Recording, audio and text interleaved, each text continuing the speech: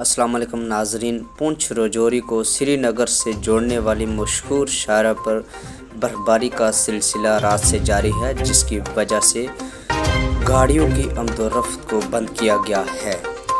मौसम साफ और साजगार होने तक गाड़ियों को बंद किया गया है। जब